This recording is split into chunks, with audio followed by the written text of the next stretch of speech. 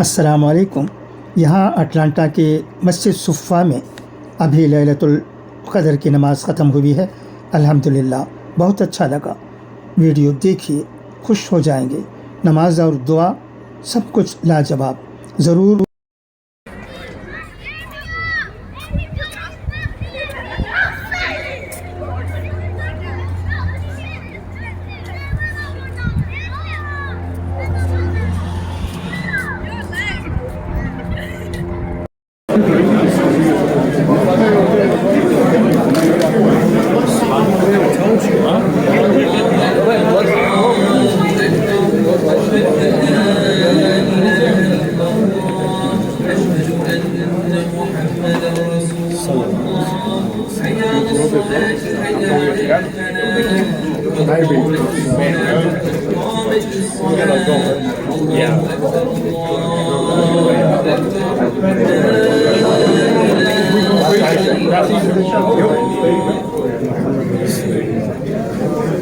Inshallah, please take a nice food. Please take one step forward.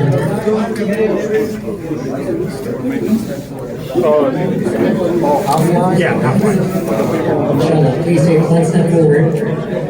One small step forward, inshallah. So instead of the second white line or second dotted line, we'll leave the first white solid line. The first solid line, inshallah. No, I think Then all hands are open, so we shouldn't necessarily be talking. Jazakallah khair. 10 more people inside. Brother, one step up, please. Jazakallah khair. We want to try to accommodate as many people as we can, preferably everyone. 5 more.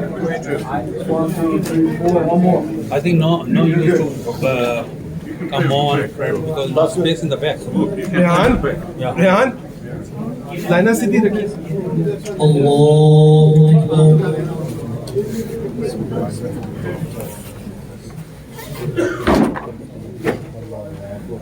الحمد لله رب العالمين الرحمن الرحيم مالك يوم الدين إياك نعبد وإياك نستعين اهدنا الصراط المستقيم صراط الذين أنعمت عليهم غير المغضوب عليهم ولا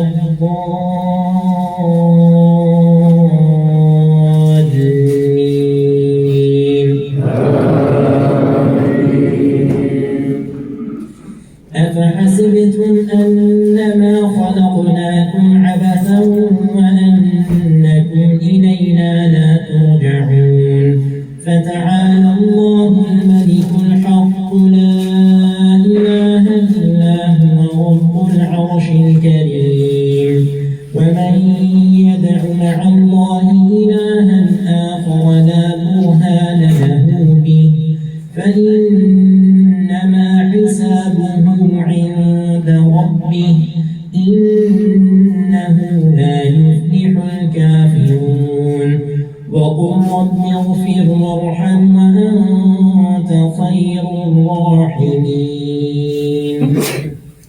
الله أكبر.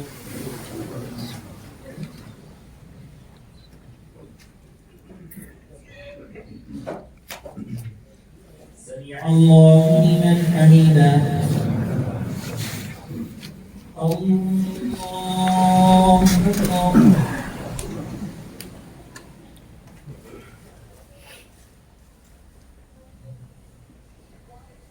الله أكبر.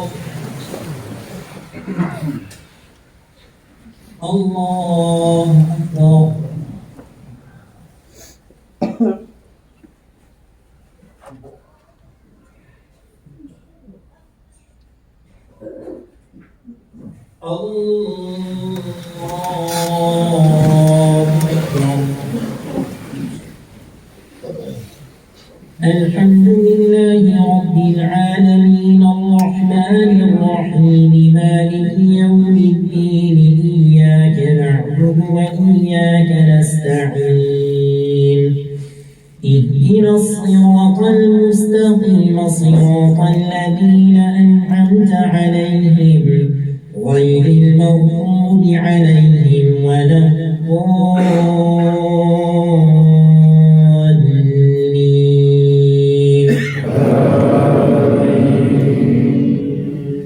فأما من طغى وآثر الحياة الدنيا فإن الجحيم هي المأوى وأما من خاف مقام ربه ونهى النفس عن الهوى فإن الجنة هي المأوى يسألونك عن الساعة أيان مرساها فيم أنت من ذكراها إلى ربك منتهاها إنما أنت منذر من يخشاها كأنهم يوم يرونها لم يلبثوا إلا عشية أو ضحاها. الله أكبر.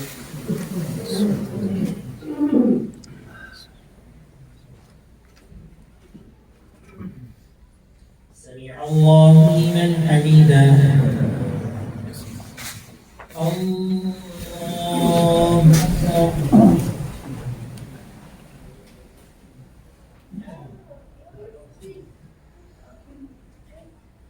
الله أكبر. الله أكبر.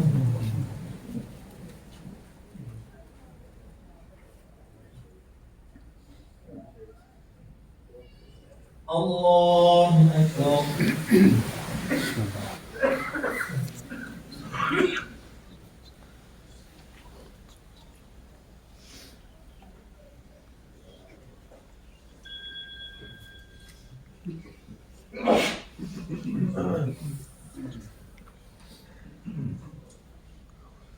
الله أكبر.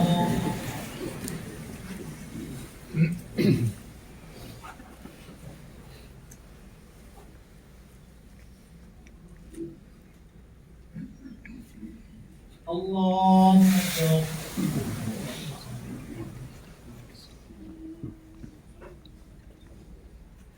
سمع الله لمن حمده.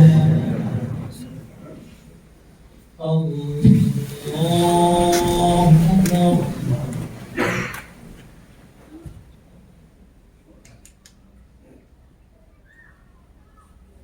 الله أكبر. الله أكبر.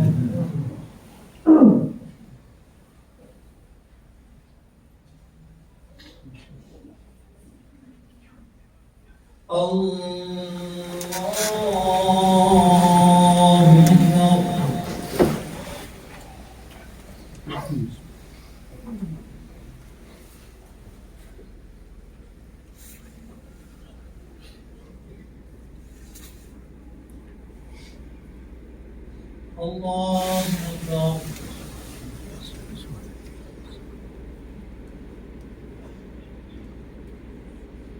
سمع الله لمن حمده. الله أكبر.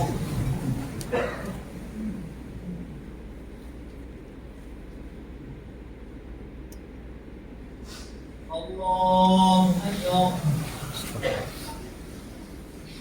الله أكبر.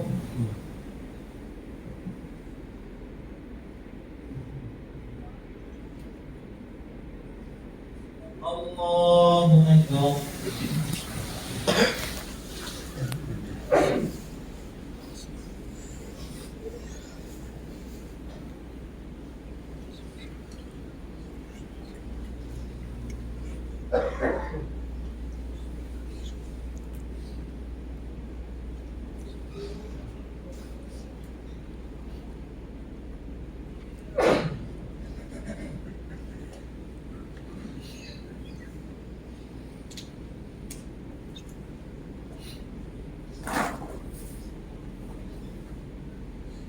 السلام عليكم ورحمة الله. السلام عليكم ورحمة الله.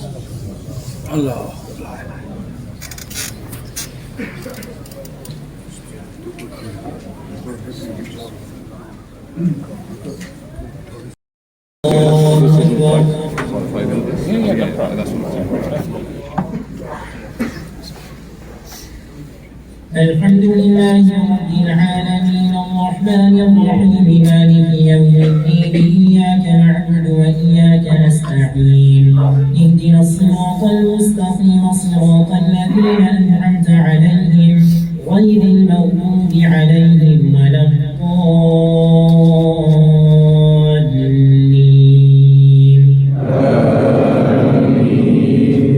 والفجر وليال عشر والشفع والوتر والليل إذا يسر هل في ذلك قسم لذي حجر ألم تر كيف فعل ربك بعاد إرم ذات العماد التي لم يخلق مثلها في البلاد وثمود الذين جابوا الصخر بالواد وفرعون ذي الأوتاد الذين طغوا في البلاد فأكثروا فيها الفساد فصب عليهم ربك سوط عذاب إن ربك لبالمرصاد فأما الإنسان إذا ما ابتلاه ربه فأكرمه ونعمه فيقول ربي أكرمن وأما إذا ما ابتلاه فقدر عليه رزقه فيقول ربي أهانن كلا بل لا تكرمون اليتيم ولا تحاضون على طعام المسكين وتأكلون التراث أكلا لما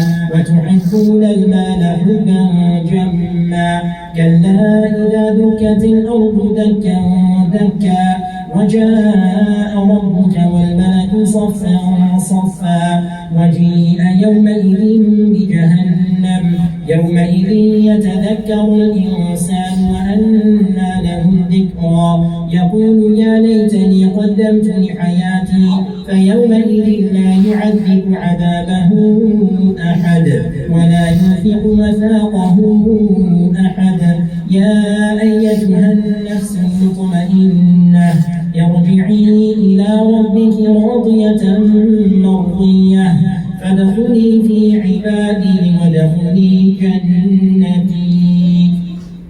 الله أكبر.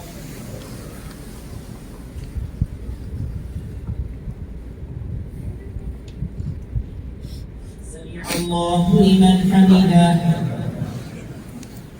الله أكبر.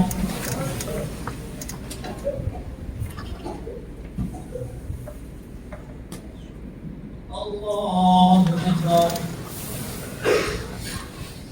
الله أكبر.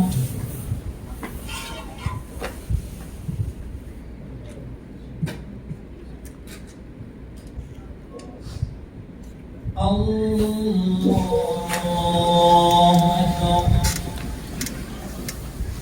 الحمد لله رب العالمين الرحمن الرحيم مالك يوم الدين إياك نعبد وإياك نستعين اهدنا الصراط المستقيم صراط الذين أنعمت عليهم غير المغضوب عليهم ولا الضالين.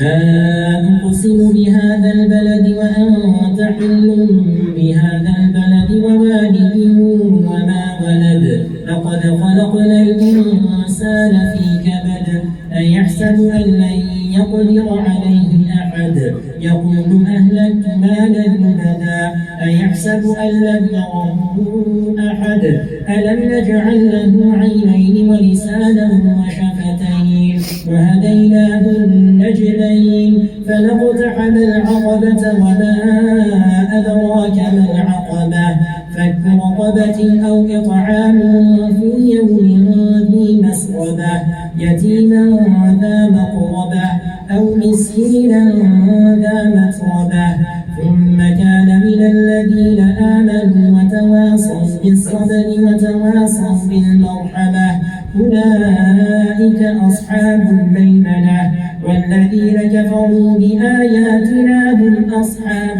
المشأمة عليهم نار مؤصدة. الله أكبر.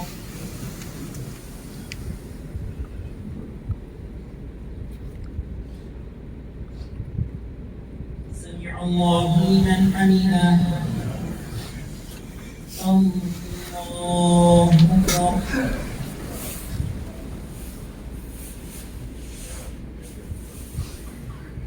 الله أكبر الله أكبر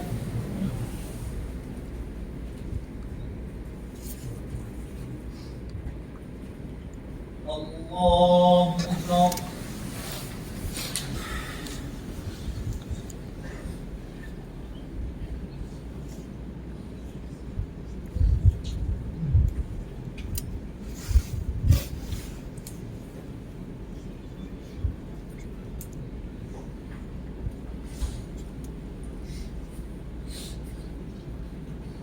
السلام عليكم ورحمة الله السلام عليكم ورحمة الله إلى دار السلام تبارك ربنا وتعاليت يا ذو الجلال والإكرام اللهم لك الحمد كما ينبغي لجلال وجهك ولعظيم سلطانك اللهم لك الحمد كما ينبغي لجلال وجهك ولعظيم سلطانك اللهم صل على سيدنا محمد وعلى آل سيدنا محمد وبارك وسلم اللهم آنس وحشتنا في قبورنا اللهم ارحمنا بالقرآن العظيم واجعله لنا إماما ونورا وهدى ورحمة اللهم ذكرنا منه ما نسينا وعلمنا منه ما جهلنا وارزقنا تلاوته آلاء الليل وأطراف النهار واجعله لنا حجة يا رب العالمين صدق الله العلي العظيم وصدق رسوله النبي الكريم ونحن على ذلك من الشاهدين والشاكرين والحمد لله رب العالمين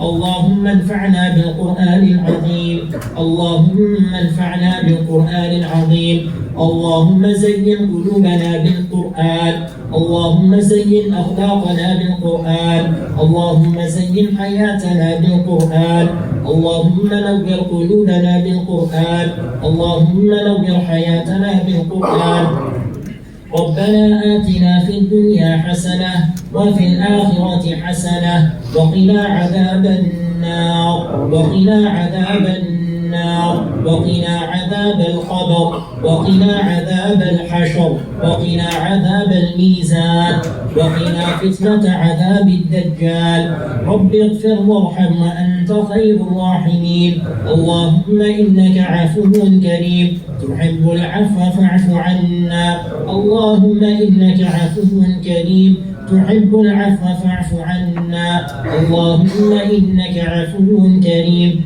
تحب العفو فاعف عنا اللهم إنا نسألك رضاك والجنة ونعوذ بك اللهم من سخطك وغضبك والنار اللهم أحسن عاقبتنا في الأمور كلها وأجرنا من خزي الدنيا وعذاب الآخرة اللهم إنا نسألك تمام العافية ونسألك دوام العافية ونسألك الشكر على العافية اللهم إنا نسألك تمام العافية ونسألك دوام العافية ونسألك الشكر على العافية اللهم آت نفوسنا تقواها وزكها أنت خير من زكاها أنت وليها ومولاها ربنا لا تؤاخذنا إن نسينا أو أخطأنا ربنا ولا تحمل علينا إصرا كما حملته على الذين من قبلنا ربنا ولا تحملنا ما لا طاقة لنا به واعف عنا واغفر لنا وارحمنا أنت مولانا فانصرنا على القوم الكافرين ربنا لا تزغ قلوبنا بعد إذ هديتنا وهب لنا من لدنك رحمة إنك أنت الوهاب ربنا إننا آمنا فاغفر لنا ذنوبنا وكفر عنا سيئاتنا وتوفنا مع الأبرار وتوفنا مع الأبرار وتوفنا مع الأبرار ربنا هب لنا من أزواجنا وذرياتنا قرة أعين واجعلنا للمتقين إماما لا إله إلا الله الحليم الكريم سبحان الله رب العرش العظيم والحمد لله رب العالمين نسألك موجبات رحمتك وعزائم مغفرتك والغنيمة من كل بر والسلامة من كل إثم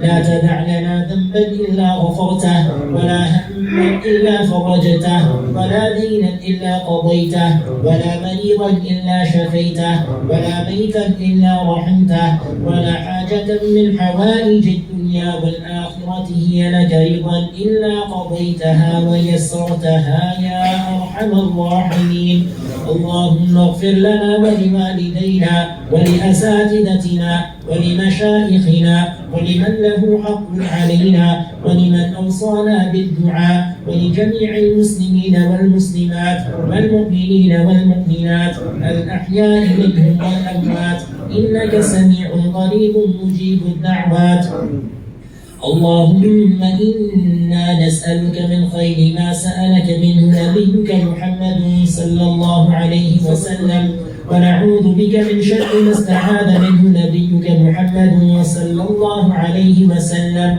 وأنت المستعان وعليك البلاغ ولا حول ولا قوة إلا بالله العلي العظيم إله العالمين حاضرين مجلس مغفرة فرما إله العالمين رحمك ربك وعملك فرما الہ العالمین اسماء مبارک نے یا اللہ الہ العالمین جو تو نے قرآن پڑھایا سنایا الہ العالمین تو اسے قبول فرما الہ العالمین اپنے محض فضل کرم سے اسے قبول فرما الہ العالمین ہماری کیا اوقات ہے الہ العالمین ہم تیرے سامنے کیسے کھڑے ہوں الہ العالمین جب کھڑے ہوتے بھی ہیں الہ العالمین کہاں کہاں سوچے جاتی ہیں الہ العالمین ہماری مغفرت فرما الہ العالمین جو ٹوٹا پھوٹا ہم نے نماز پڑھی الہ العالمین تو اپنے محض فضل کرم سے تو اسے قبول فرما الہ العالمین اپنے رحم کرم سے تو اسے قبول فرما الہ العالمین اگر ہماری نمازیں قبول نہ ہوئی الہ العالمین تو ہم کراہت جائیں گے الہ العالمین عبادت کس کام کی الہ العالمین اپنے رحم کرم سے الہ العالمین ہماری عبادتوں کو قبول فرما الہ العالمین جو نیکیاں ہم نے کی اس ماہ مبارک میں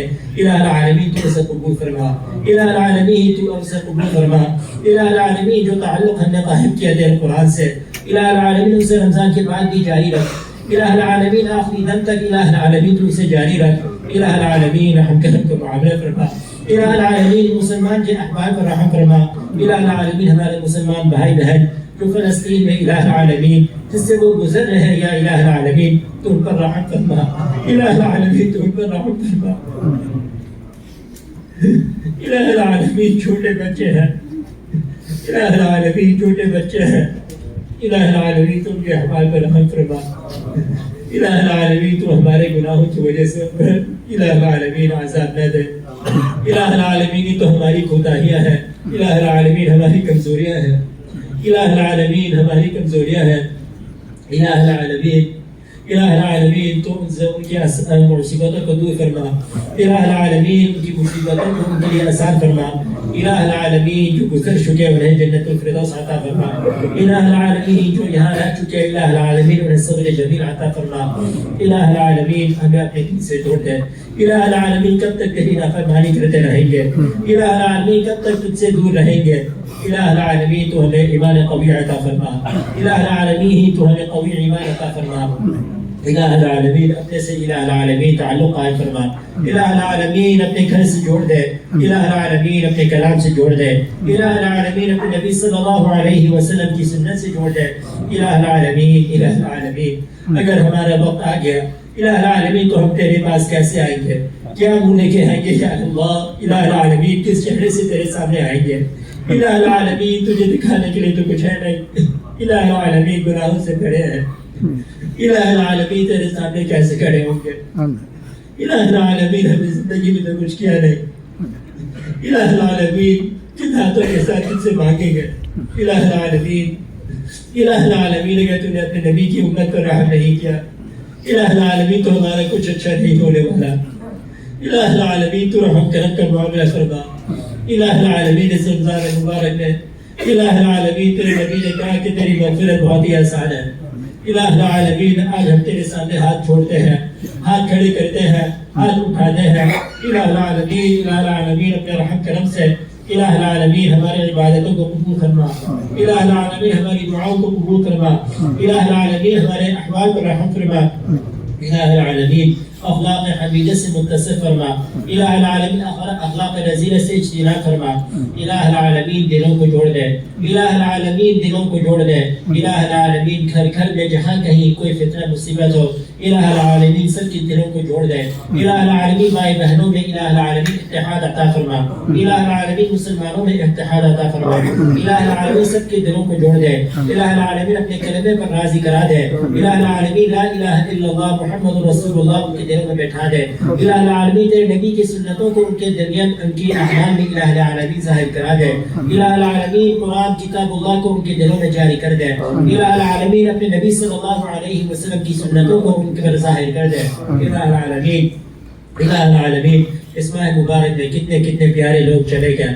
الہ العالمین کتنے بیمار ہیں، الہ العالمین کتنی ان کی برکتیں ہیں ہمارے میں، الہ العالمین جو ہم میں سے بیمار ہیں، الہ العالمین تو اپنے خاص محض فضل کرم سے الہ العالمین انہیں شفاء کاملہ عاجلہ مستمرہ عطا فرما، ایسا شفاء عطا فرما کہ الہ العالمین اس کے بعد کوئی مصیبت نہیں، اس کے بعد کوئی بیماری نہیں، الہ العالمین ان کی زندگیوں کو صحت و عافیت سے الہ العالمین تو برکت عطا فرما، الہ العالمین ان کی زندگیوں کو منور فرما، الہ العالمین ان کی زندگیوں میں الہ العالمین روحانی نور عطا فرما، الہ العالمین روحانی نور عطا فرما، الہ العالمین اپنے سے تعلق جوڑ دے، الہ العالمین الہ العالمین دعا کی درخواست کی یہ دعا کی متوقع ہے، الہ العالمین ان سب کی جائے دلی تمناؤں کو قبول فرما، الہ العالمین ہم میں سے جو بوڑھے ہیں الہ العالمین ان کی زندگیوں میں برکت عطا فرما، الہ العالمین ان کی صحت میں برکت عطا فرما، الہ العالمین ان کے حیات طیبہ عطا فرما، الہ العالمین ان کے حیات طیبہ عطا فرما، الہ العالمین ان کی عمروں کو لمبا دراز فرما، الہ العالمین صحت و عافیت کے ساتھ، الہ العالمین ہم میں سے جو گزر چکے، الہ العالمین ہمارے محبین متعلقین ہمارے والدین میں سے جو گزر چکے، الہ العالمین تو انہیں بہترین سے بہترین جزائے خیر عطا فرما، الہ العالمین جن جن محنتوں سے انہوں نے ہمیں گزارا، الہ العالمین تو ہی انہیں بدلہ دینے والا ہے، الہ العالمین جو قرآن یاد کرایا، الہ العالمین جو علم دین سکھایا، الہ العالمین تو انہیں بہترین سے بہترین جزائے خیر عطا فرما، الہ العالمین ہماری نمازوں کو ہماری قرآن کو ہماری تلاوت کو ان کے لیے صدقہ جاریہ کا ذریعہ بنا، الہ العالمین صدقہ جاریہ کا ذریعہ بنا، الہ العالمین تو ان پر رحم فرما، الہ العالمین ان کی قبروں کو ان کے لیے روضۃ من ریاض الجنہ بنا، الہ العالمین جنت کے باغیچوں میں سے ایک باغیچہ بنا، الہ العالمین ہر قسم کی آفت مصیبت فتنوں سے بچا، الہ العالمین رحم کرم کا معاملہ فرما، الہ العالمین ہمارے بچوں کے احوال پر رحم فرما، الہ العالمین ہمارے بچوں کو الہ العالمین اپنے دین سے جوڑ دے، اپنے کلام سے جوڑ دے، اپنی سنتوں سے جوڑ دے، اچھا ماحول عطا فرما، الہ العالمین برائیوں سے بچا، فتنوں سے بچا، الہ العالمین جن جن ماحولوں میں ہمارے بچے گزر رہے ہیں الہ العالمین بہت ہی مصیبت اور فتنوں والا ماحول ہے، الہ العالمین تو ان کی حفاظت فرما، الہ العالمین ان کے ہر لمحے میں الہ العالمین ان کے ہر رخ میں تو برکت عطا فرما، دین کی استقامت عطا فرما، دین کی صحیح سمجھ عطا فرما، الہ العالمین جو الہ العالمین جس رخ میں بھی وہ جائیں الہ العالمین تو ان کی صراط المستقیم میں برکت عطا فرما، تو ان کی راہ میں برکت عطا فرما، الہ العالمین بچوں کو دین کی صحیح سمجھ عطا فرما، الہ العالمین اپنے والدین کا فرمانبردار بنا، الہ العالمین رحم کرم کا معاملہ فرما، دین کو آگے چلانے والا بنا، الہ العالمین دین کو صحیح سمجھنے والا بنا، الہ العالمین کے ذریعے الہ العالمین تیرے دین پھیل جائے، الہ العالمین ہمارے مسجد والوں پر رحم فرما، الہ العالمین ہماری کمیونٹی والوں پر رحم فرما، الہ العالمین ہماری انتصابیت پر رحم فرما، ووٹ والوں پر رحم فرما، جن نے الہ العالمین کوئی سے بھی وقت تجھے دیا الہ العالمین تیری مسجد کے خاطر تیرے گھر کے خاطر الہ العالمین تو ان کے لیے کافی ہو جا، الہ العالمین ان کی زندگیوں میں برکت عطا فرما، الہ العالمین ان کے ہر لمحے میں الہ العالمین برکت عطا فرما، الہ العالمین ان کے تمام ضروریات کو پورا کر دے، الہ العالمین ہر ضروریات کو پورا کر دے، الہ العالمین ہم میں سے جو ہیں الہ العالمین جتنا بھی وقت ہے الہ العالمین تو ہمیں اچھائی میں گزارنے کی توفیق عطا فرما، الہ العالمین اخلاق حسنہ سے متصف فرما، الہ العالمین اعمال صالحہ کی توفیق عطا فرما، الہ العالمین تیری توفیق اگر نہ ہو الہ العالمین تو ہم کس کام کے رہے، الہ العالمین تو ہماری کام میں برکت عطا فرما، ہماری زندگیوں میں برکت عطا فرما، الہ العالمین جن پریشانیوں जो मुसीबतों से लोग गुजर रहे हैं, इलाह अल-आलमीन उनकी ज़रूरियात को पूरा कर दे, इलाह अल-आलमीन उनकी मुश्किलात को दूर कर दे, इलाह अल-आलमीन उनकी मुसीबतों को दूर कर दे, इलाह अल-आलमीन हमें ज़ालिमों के जुल्म से,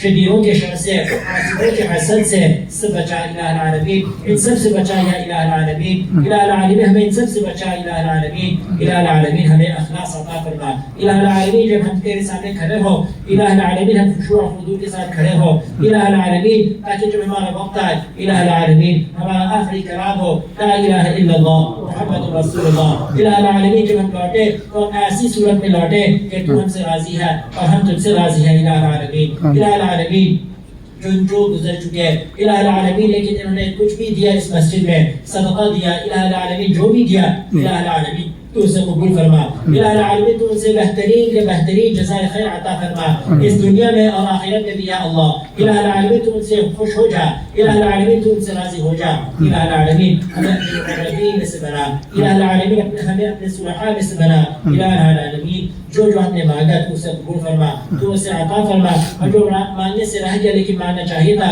तू वो भी अता फरमा, इलाह अल-आलमीन जिन चीज़ों से पनाह मांगी तू उनसे पनाह अता फरमा, इलाह अल-आलमीन जिन चीज़ों से मांगनी चाहिए थी लेकिन नहीं मांगी, इलाह अल-आलमीन तू अपने रहम करम से वो भी उन चीज़ों से भी पनाह अता फरमा।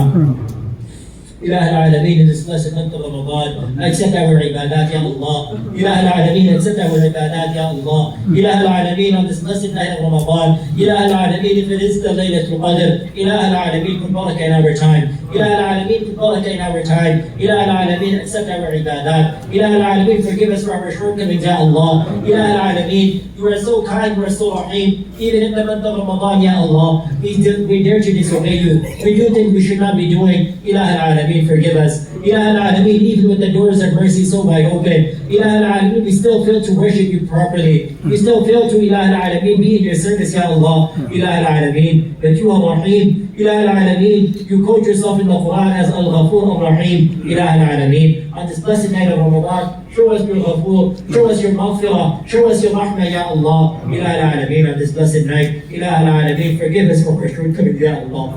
Ilah al-Alameen, forgive us for our shortcomings, Ya Allah. Ilah al-Alameen, if we are not accepted in your court, Ya Allah, where else do we go, Ya Allah?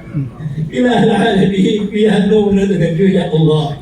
Ilah al-Alameen, you say you are as-Samad. Ilah al-Alameen, you forgiving us will not lose anything in your court. Ilah al-Alameen, your mercy is so vast that Ilah al-Alameen, if you give us, it will not even make a difference in your account, Ya Allah. Ilah al-Alameen, your khazani, your treasures are so vast that Ilah al-Alameen, by giving us, you lose nothing. Ilah al-Alameen, allow us, Ilah al-Alameen, to benefit from that rahmah. Ilah al-Alameen, bless us in this world, Ya Allah. Ilah al-Alameen, bless our families in this world, Ya Allah. Ilah al-Alameen, the dedicated brothers and sisters who dedicate their time for your sake, Ya Allah, in your masjid, Ya Allah, in different services, Ya Allah, in spreading your deen, Ya Allah. Ilah al-Alameen, you bless them for their time. Ilah al-Alameen, you bless them for their time. Ilah al-Alameen, you bless them for their service, Ya Allah. Ilah al-Alameen, you make it easy for us. You grant us tawfiq, Ya Allah, to spend time in your deen, Ya Allah, to spend time to service your deen, Ya Allah, in your service, Ya Allah, in a way that is according and in love, in light of the true light, and what your Nabi sallallahu alayhi wa sallam had ordered. Ilah al-Alameen, let us love the deen the way your Prophet sallallahu alayhi wa sallam has taught us. Ilah al-Alameen, Ilah al-Alameen, on this blessed night of Ramadan, Ilah al-Alameen, allow us to be from the people who are saved from the fire of Jahannam, Ya Allah. Ilah al-Alameen, free our names from the people of Jahannam, Ya Allah. Ilah al-Alameen, Ilah al-Alameen, grant our families the best of the world, Ya Allah. Ilah al-Alameen, those of our family members that make the sacrifice on a daily basis, that we come service the deen while they are at home, Ya Allah, taking care of the children. Ilah al-Alameen, only you are the one that can grant them full reward for what they do, Ya Allah. Ilah al-Alameen, grant them the best of rewards, Ya Allah. Ilah al-Alameen, grant them the best of rewards, Ya Allah. Ilah al-Alameen, fill their lives with happiness, Ya Allah. Fill their lives with barakah, Ya Allah. Ilah al-Alameen, Ilah al-Alameen, today we are here, standing in front of you, making dua to you, Ya Allah. Ilah al-Alameen, upon that beautiful occasion of the completion of the Quran, Ya Allah. Ilah al-Alameen, how fortunate we are. Ilah al-Alameen, how fortunate we are to have listened and read the Quran, Ya Allah. Ilah al-Alameen, do not ever take this ni'mah and blessing away from us, Ya Allah. Ilah al-Alameen, allow us to honor and be grateful of this, Ya Allah. Ilah al-Alameen, never allow us to be unappreciative of the recitation, Ya Allah, of your book, Ya Allah, of your sunnah, Ya Allah. Ilah al-Alameen, Alameen, allow us to value this masjid. Ilaha Alameen, allow us to value the people of this masjid.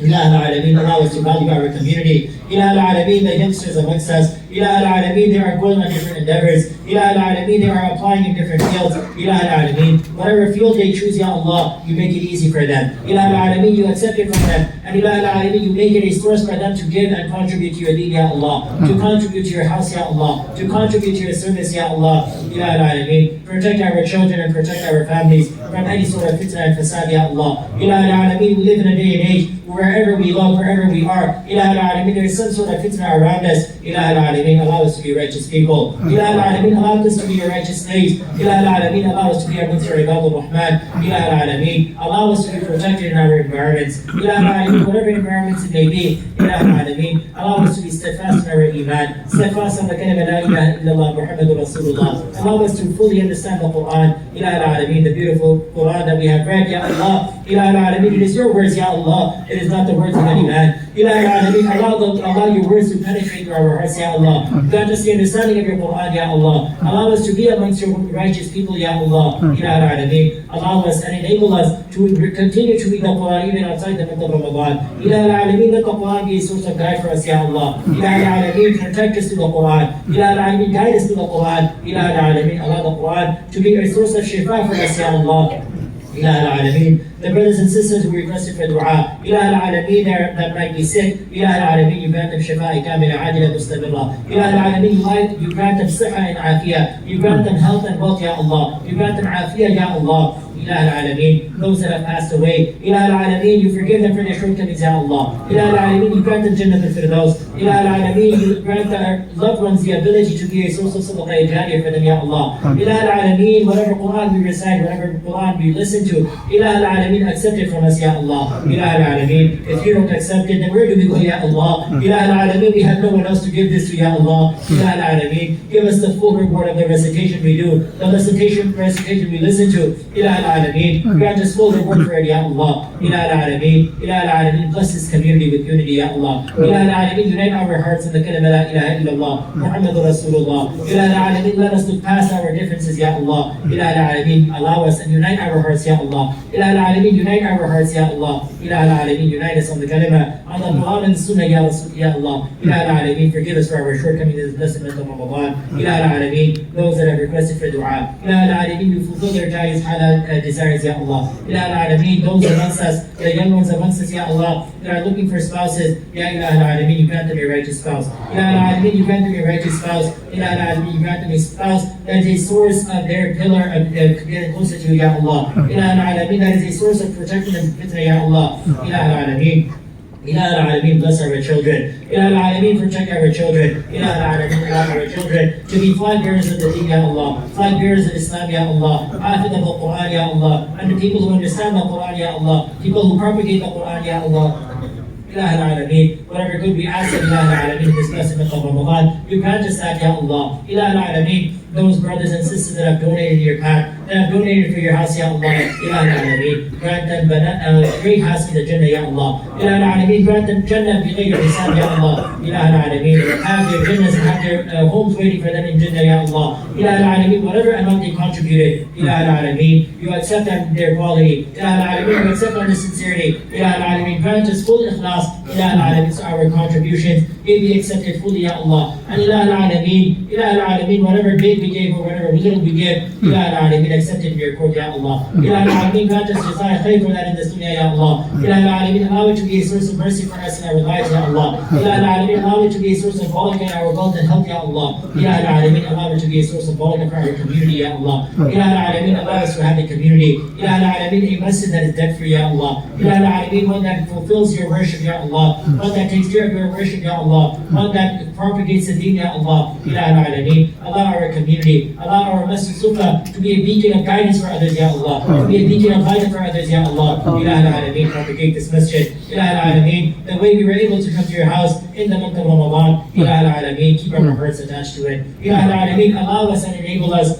to frequently visit the masajid, Ya Allah. To come to your house, Ya Allah. To pray in front of you, Ya Allah. To pray in Jama'ah, Ya Allah. Ilaha Alameen, whatever good we have done, whatever good we have asked of, Ilaha Alameen, you accept that in your court, Ya Allah. Ilaha Alameen, whatever good your Nabi sallallahu alayhi wa sallam Ilah al-Alameen, you grant us that as well. Ilah al-Alameen, whatever evil we have sought protection from, Ilah al-Alameen, you grant us protection from that. Ilah al-Alameen, whatever evil your Nabi sallallahu alayhi wa sallam sought protection from, Ilah al-Alameen, you grant us protection from that as well. Ilah al-Alameen, Ilah al-Alameen, grant us all the righteousness of this world. Ilah al-Alameen, and protect us from all the shar and all the evil of this world, Ya Allah. ربنا تقبل منا صيامنا وقيامنا وركوعنا وسجودنا ودعاءنا وتلاوتنا يا رب العالمين. وصلى الله تعالى على خير خلقه محمد وعلى اله وصحبه اجمعين برحمتك يا ارحم الراحمين.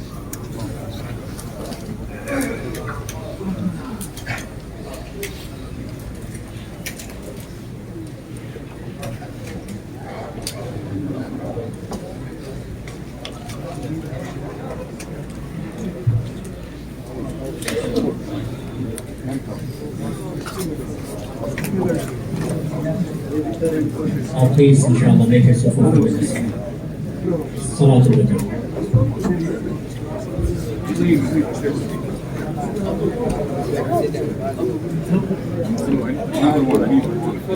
Witr.